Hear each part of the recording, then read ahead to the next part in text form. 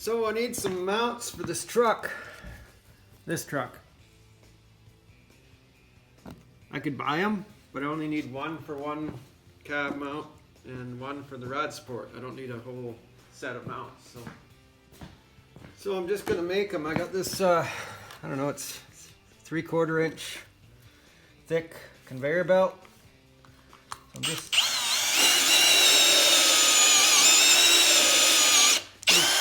pretty self-explanatory.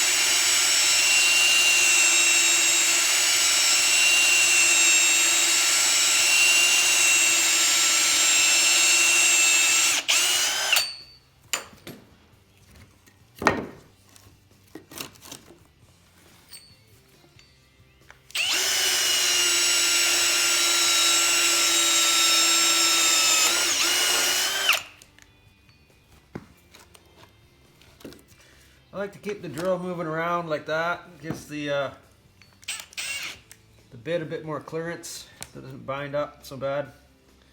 And then you saw me move that block underneath there because the material was bending in on itself and it's binding up the bit too.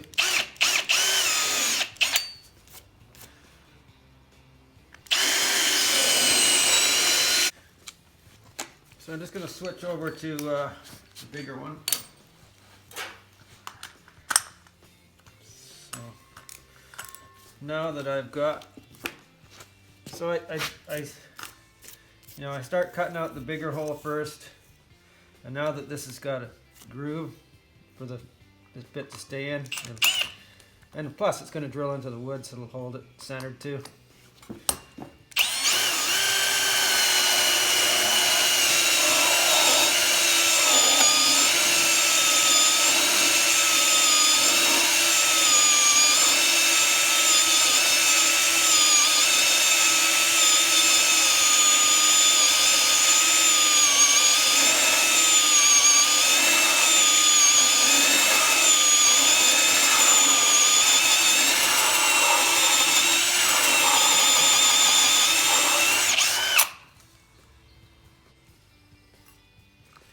Yeah, there's our mount puck. So there we go. So that should work.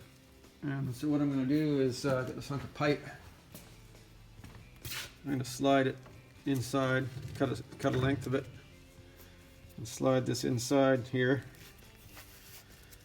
and then run the bolt through the middle of it.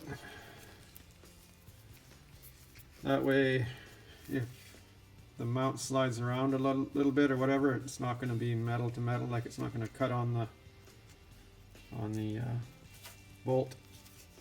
So I'll show you that when I get it get ready to put it in the truck too. There we go, 4 for the cab. I don't know if I'm going to need 4, but I was there, so might as well make an extra one just in case. And 4 for the rad support.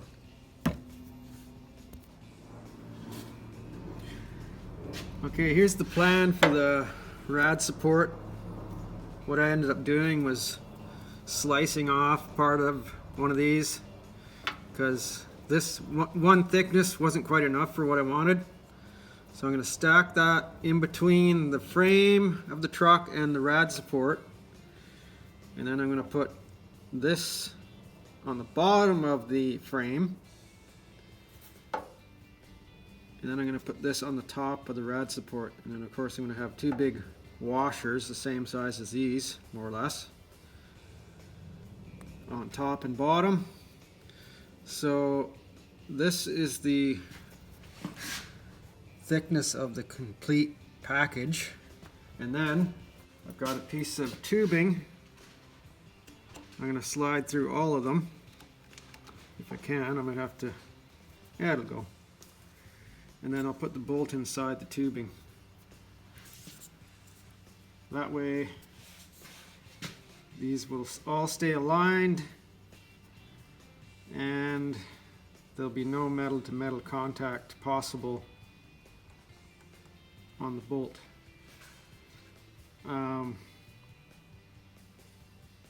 I mean, it may wear through here eventually if it tries to go sideways, but I don't think that's going to happen. Anyways, that's my plan. So I'm going to make this as long as the stack. I'm not going to take into account the thickness of the frame or the rad support because I don't want the bolt going down tight against this plastic anyways. I just want to let this float inside there. And it may compress a little bit anyway, so I don't want the plastic to limit how tight I can make it. I'm going to do the same thing on the cab mount, only with bigger stuff. So this pipe I'm using, the bolt is a little bit loose inside of it, and I want to keep it nicely centered. So I'm going to, I tried to find something I could put over this, another little piece of pipe or something, but this will work just to keep it centered. Let's put a few wraps of this. Good old glorified duct tape, Gorilla tape.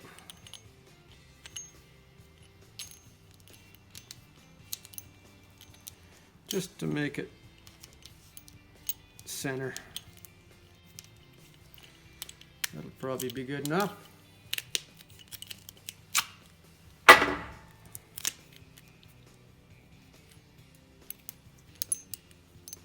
There. Perfect. I'm wondering if anybody noticed this in the last video when I was working on the rad support, how I held the front end up on this truck while I was working on that. You see this block of wood it put here on top of the bumper. Then I just took the ratchet strap and hooked it up underneath the bottom of the fender here. And worked great. So I don't need this anymore because I've got the mount in there. So it didn't seem to drop down hardly at all. I did want it to drop down a little bit. We'll see how it goes here.